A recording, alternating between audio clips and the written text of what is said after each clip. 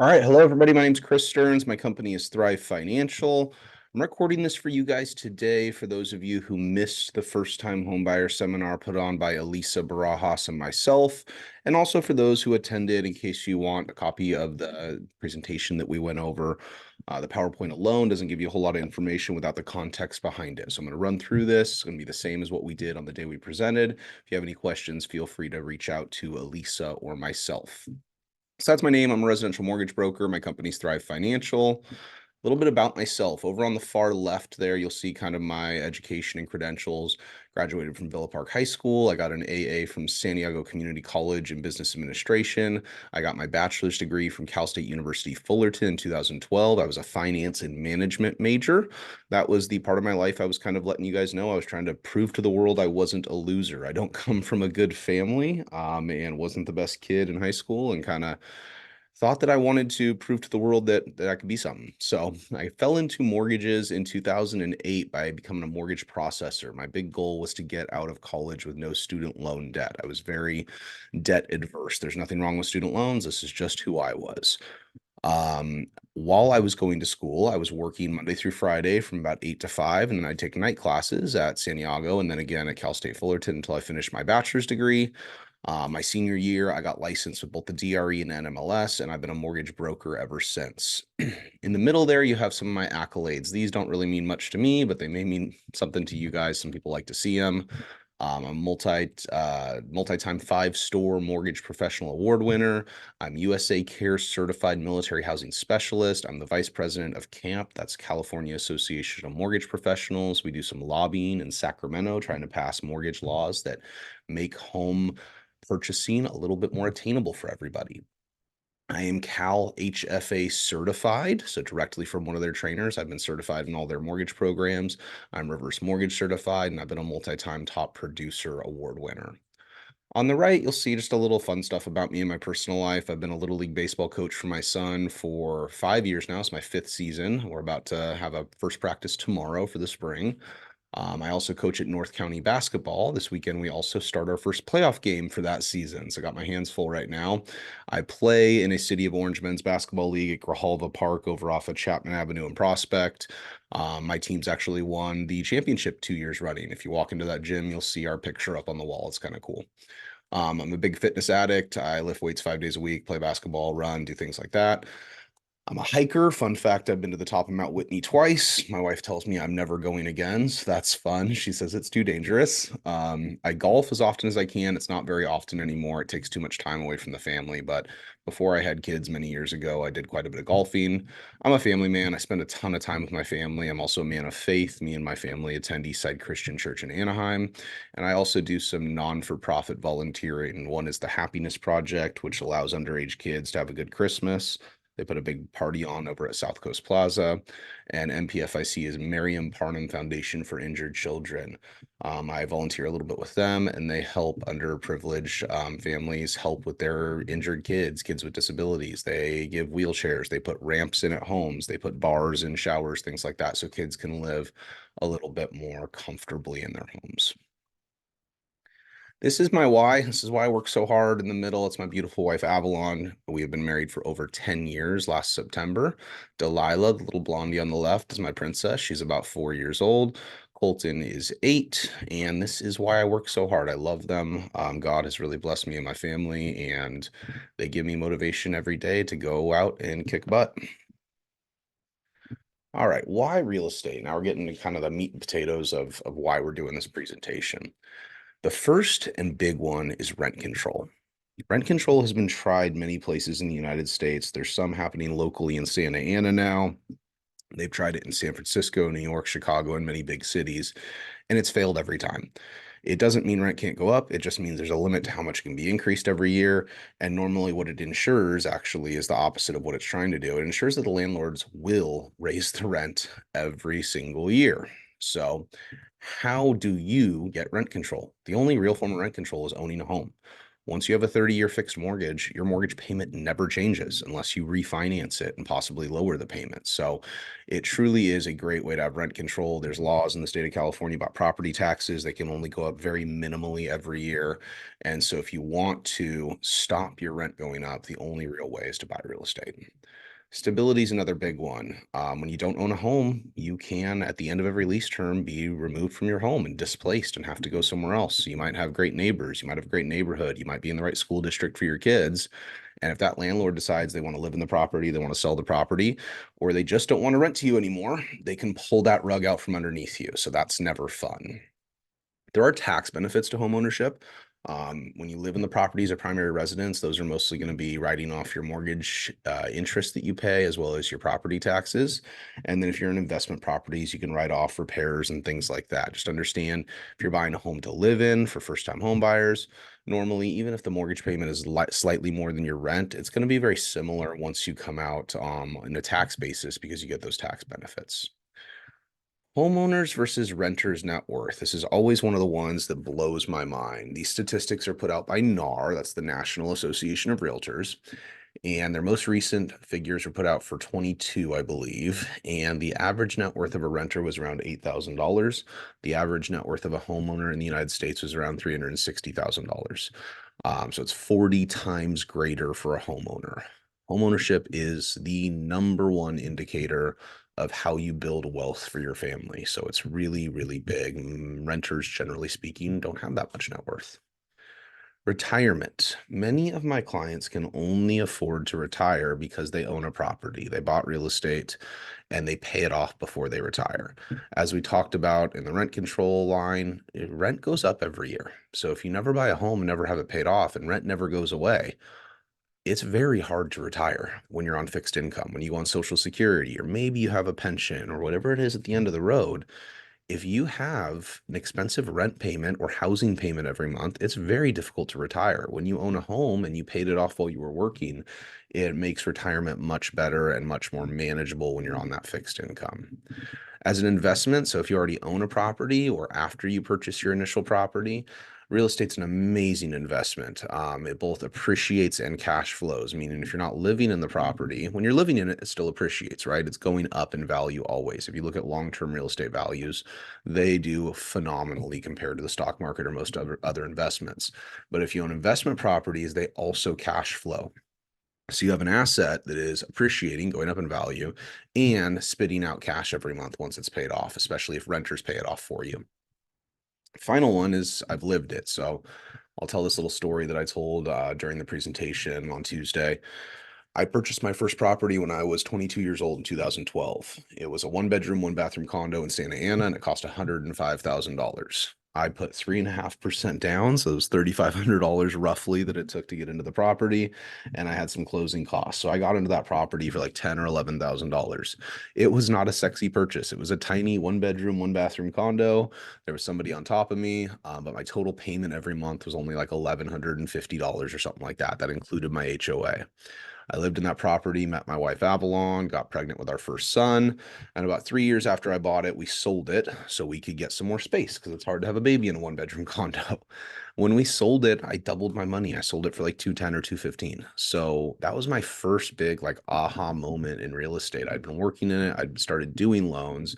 I had bought my first property, but the first time I sold it, I really realized like, wow, this is powerful. You can make money doing this. I didn't do anything special. I just lived in this tiny condo, made my payment on time every month, and I'd already made $100,000 in the real estate market. So that was really kind of my first delve into real estate. We sold that, bought a starter home for like 435 over in West Yorba Linda, lived in that while both my kids were born, sold that in 2020, and we sold it for like 685. So I made another couple $100,000 in real estate, bought in 2020 the home we live in now over by Villa Park High School, and that home has gone up a lot since we bought it. So I've lived it. I'm passionate about it. It's built wealth for me and my family. We live on a wonderful street with a bunch of kids at the end of a cul-de-sac. And it's just it's a great experience. So I wanted to share that because this is why it means so much to me. It's what makes me passionate about it. Let's talk about the pre-approval process. So once Elisa refers you to Chris, what does that process look like? I am not salesy. I am not pushy. I am an educator and I move at whatever speed my clients want to move at. So what we normally do is there's an initial phone consultation that can either be on phone, in person in my office. I have an office over in Anaheim off the 91 and 55 freeway, right where they meet there off of Tustin Avenue, or we can do it over Zoom. Most people prefer phone just because they're busy. They don't want to drive to my office. They don't want to set up Zoom. They just want to chat on the phone. And in this day and age, we can get everything done over the phone. I probably only meet 2 out of 10 clients face to face, not because I don't want to, but just because they're busy. So, whatever works best for you, we hop on the phone, we spend 30 to 45 minutes on the phone and kind of talk about your needs, talk about your income, your assets, things like this. If all that goes well and it looks like we have a plan of action set out, we start collecting documents. So, we'll get pay stubs, W 2s, photo IDs, bank statements. We'll get all that in. You'll send it to me on a secure upload. And after that, we'll run your credit. Once we have all of that done, we spend about 24 hours in underwriting. And after that, you're fully pre-approved. You're ready to start shopping for a home. So it's a pretty easy process. I can get it done in as little as a day, or if you want to move a little slower, we get it done, over a week-long period or something like that. It's really up to the client how quickly they need to move. Then the loan process. What does the loan process look like? So Elisa, your wonderful realtor, gets your offer accepted and you're officially in escrow. At that point, the first thing we do is lock your interest rate. I can't lock in your rate until you're in escrow on a property. That's important to understand. So if you're shopping, you have to be okay with a little bit of rate movement up or down. It's normally not too much, but as soon as you're in escrow, we lock your interest rate for the escrow period. We shoot out initial disclosures and we order the appraisal. That all happens within the first day or two of escrow. And we also submit your loan to underwriting. You were pre-approved, but now we have to go back through underwriting with the specific property that we want to purchase now that we're actually in escrow. Once the loan is approved, the appraisal comes in. Those are 2 big steps. You'll get what's called a conditional loan approval. Every approval is conditional. It'll say things like you need to get homeowners insurance, or you deposited $5,000 last month that wasn't from your company. Why did you deposit that money? They just go through all your documentation and it's really a formality. They're saying we've underwritten your income, we've looked at your assets, we've looked at the property. You're good to go on this loan, but you need to dot these I's and cross these T's before we actually fund the loan, right? Before we close. So we'll satisfy the loan conditions. That normally takes about a week or so. Some items escrow handles, some items the buyer needs to handle. It's all handled through me and my team ultimately. After we've satisfied the approval conditions, the bank will issue final loan docs. You'll sign with a mobile notary. So everything up to this point can be done over the phone and via e-sign or electronic signature. But the final docs actually need to be signed with a notary. The escrow company will coordinate this. They'll send out a mobile notary to your home or a Starbucks or wherever is convenient for you. You sign the docs, and then 1 or 2 days later, we fund the loan and we record the loan with the county, and the home is officially yours. That's when you get that red carpet service from Elisa. You get key day, which is always fun. All right, why use Chris? What's different about me? There's lots of lenders out there, there's lots of realtors out there. So you really want to know kind of what's the differentiator for me. I'm a broker is the biggest one. So I'm not a banker, I'm not a direct lender. If you go to Chase, Wells Fargo, any of these big banks, US Bank, they only have their loan products for you, and they can only offer you one set of interest rates, which is their rates. I'm a mortgage broker. I actually don't charge anything for my services. My services are free for my clients. The way I get paid is I get paid on the back end from the bank because they want to collect the interest from you. So I get paid a one-time commission. I don't charge my clients even a single penny for my services. So that's always nice. Now, as a broker, they pay me the commission because they want to collect interest. Also, as a broker, when I shop your interest rate and your loan product, I'm shopping you simultaneously using a program called Loan Sifter with about 75 to 100 different investors that I'm signed up with. This guarantees you get the best interest rate and the best loan product for you. So I cover all loan products, FHA, VA, conventional, non-QM, all these different things.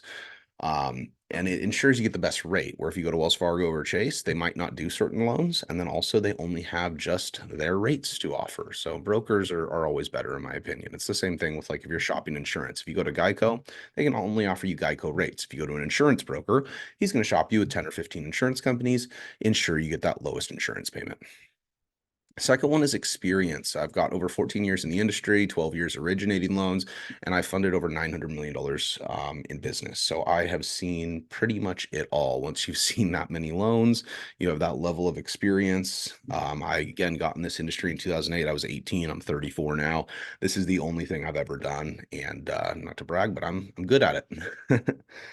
Honesty and integrity. So that's my number one thing that kind of is different than a lot of people in the industry. I am very, very straightforward. I answer to a higher power and I won't cross any lines. There's no gray area with me. I'm super honest. I'll always shoot you straight. Sometimes it costs me business because other people will tell you what you want to hear.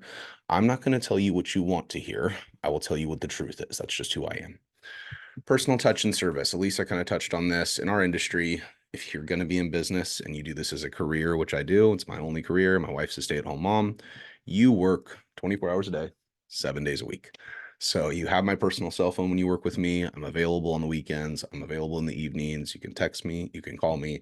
That's just the way that our business works, and my family understands that, and they're grateful for the blessings that we have. I am licensed in California, Arizona, or Texas. So keep in mind, I have some more to come. I'm going to try and add, I think, Idaho and Tennessee to that list for anybody who's leaving California. But if your friends or family need help in other states, I do have a few other licenses. A big one also is post-close service and rate monitoring. So I always tell my clients, once you're a client with me, you're a client for life. There's no ever not being a client of Chris if I've closed a loan. Even if I never close another loan for you, you can call me up at any time for help with property taxes, your mortgage payment, removing mortgage insurance if you have it, any of that stuff, issues with your impound account. And then I also do rate monitoring, which right now is really important. Rates are going to be going down in the next year or two. So after I close your loan, I monitor your rate actively for 5 years. You're in my system. It's an automatic drip campaign. I rate monitor. And if there's an opportunity to save you money via a refinance, we do that for you. You will get a call. There's no pressure, but it's like, hey, rates have dropped, 0.5% or 0.75% or a full percent. Let me refinance you. I'll save you money and it'll cost you nothing. I have two clients right now who are refinancing. They bought last year around September, October. And I'm saving one client around $600 a month, the other client about $750 a month in pure interest. And I'm doing it at no cost. That's with zero closing costs whatsoever. So you do want a lender who isn't just gone after your loan closes. They're there for you. They're there for questions you have, and they're trying to help you save money and really build even more wealth for your family. All right, this is an important slide. This is myths about buying a home. I always like to dispel these myths. And so we'll go over these one by one. First one, you need 20% down to buy a house. You do not need 20% down to buy a house. Almost nobody, especially first-time home buyers, puts 20% down on a house anymore. I didn't put 20% down on my first or my second house. Not until my third house did I have enough money to put 20% down. There's FHA loans that have 3.5% down payments. There are 100% down options I have, or 0% down, 100% financing, which is a first-second combo. There's 3% down conventional. There's 5% down conventional. So just keep in mind, you don't need anywhere near 20% down payment to buy a property. So, that is just completely not true. I can't believe that's one that people still believe in, but a lot of people tell me that's why they don't buy a house, and it's just not true. You need a 700 plus credit score. Also not true. You don't have to have perfect credit to buy a house, right? The better credit you have, the better your interest is going to be.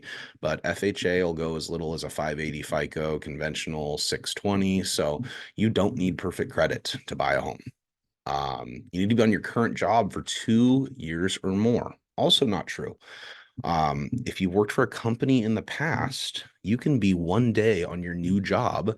And as long as there wasn't a large job gap, we can qualify you with your base pay immediately. If it's commissions or bonus, that stuff takes a little bit longer. You need some history with the company.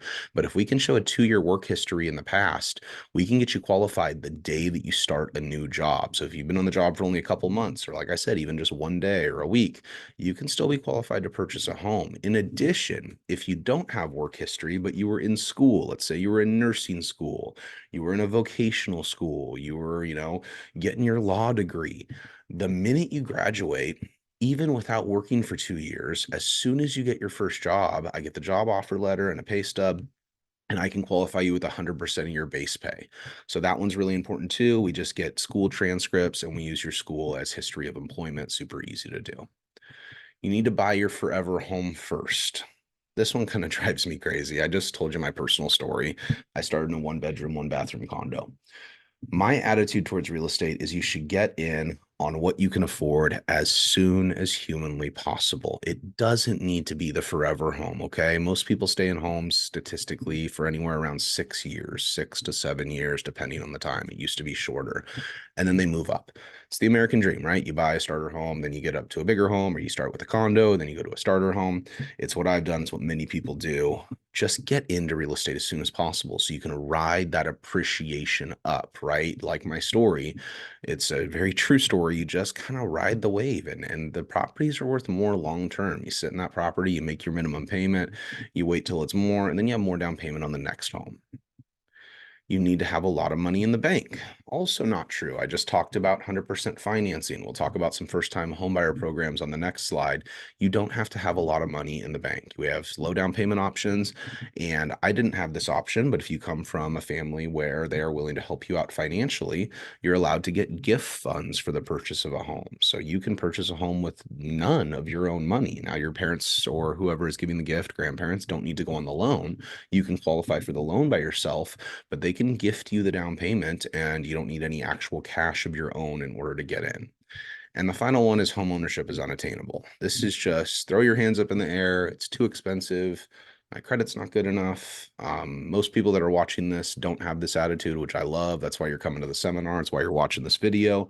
But don't just say it's unattainable and keep renting. It's not a good long-term strategy. You really want to try and position yourself into a place where you can buy real estate. Even if it's not today, I have clients that I'll talk to and I coach them and they don't buy a property for a year and a half, but they do end up buying a property because I coach them into what they need to save, what they need to do with their credit, all that stuff.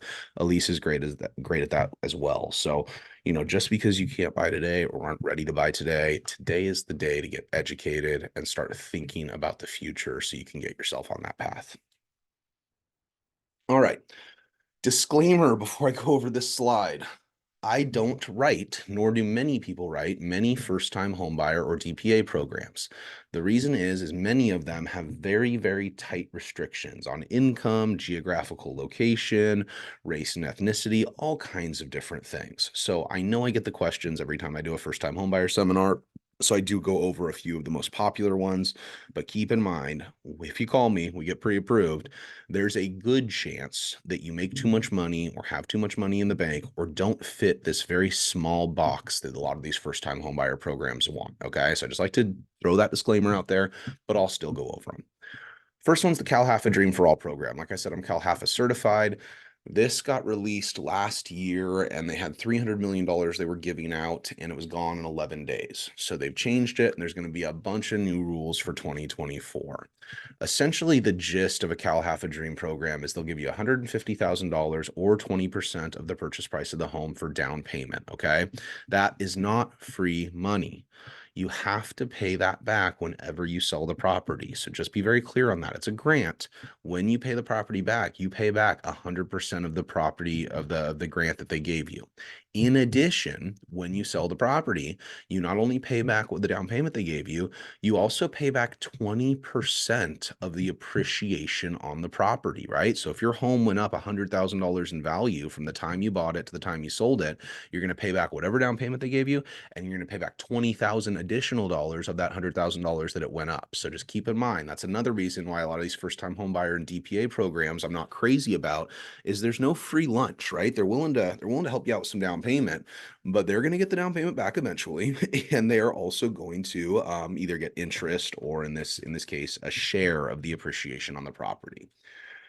So for the Dream program, the lottery doesn't open until April, so not a lot can be done between now and then. They do think there's going to be about 1,700 to 2,000 people in the entire state of California that actually get this program.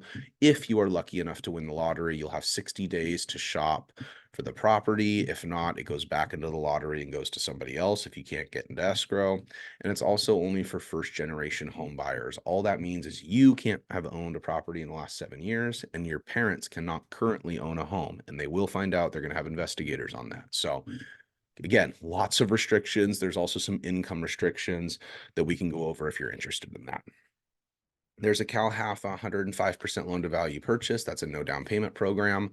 And an extra 5% can sometimes help with closing costs. So we can also talk about that one. I also have FHA 100% financing. So there are ways to get in with no down payment, but keep in mind it's a first, second combo and you have to pay it back for the most part. That's not always the case with the CalHalfa program. It is the case with the FHA program.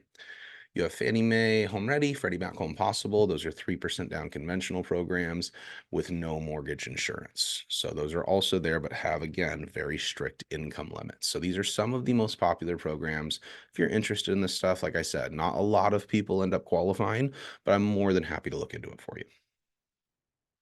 All right, last slide here is credit tips. This is one I always like to throw out because a lot of people, again, are not educated necessarily on credit.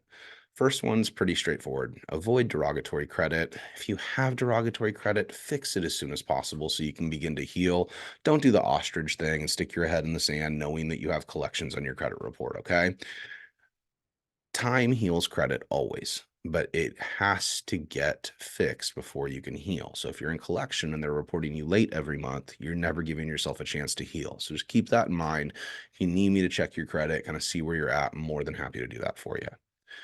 Don't close old credit cards. This one's counterintuitive. So if you have, Macy's card, Nordstrom card, Victoria's Secret, whatever, Sears, I don't even know if they're open anymore, but if you have an old credit card, you don't use it, do not close the account. You're going to lock that up in a safe somewhere, put it where somebody can't get your information, but leave it open. This adds to what we call credit depth. So even though you're not making a payment, even though it's not getting charged, they see that the credit card's been open for the last 5 years or 10 years and never had a late payment. That attributes to credit depth, which actually helps your credit score. Third one, and this one is the one that almost nobody knows.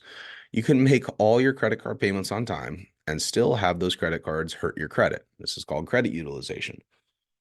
This one doesn't seem fair, right? But it's true. Let's say you have a $5,000 credit card. That's your max limit, not what you owe on it, right? You can charge up to $5,000 on this credit card.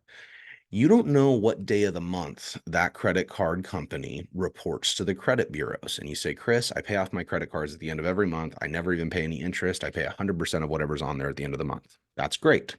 However, if at a certain time during the month on that $5,000 maximum credit card, you had a balance of $3,000 and you said, well, I paid it off at the end of the month, but you were unlucky enough that the credit card company reported to the credit bureaus that you had a $3,000 balance, that can actually hurt your credit score. So anytime you're over 50% utilization, meaning maximum credit limit, and half of that, if you go over that at any time during the month, you are risking possibly it hurting your credit a little bit, even though you're making your payments on time. So what I tell people is if you have the discipline not to use it, either pay your credit cards twice a month, so you're always keeping them under that 50%, or allow the credit card companies to increase your total allowed balance, right? So like I have a $30,000 credit card.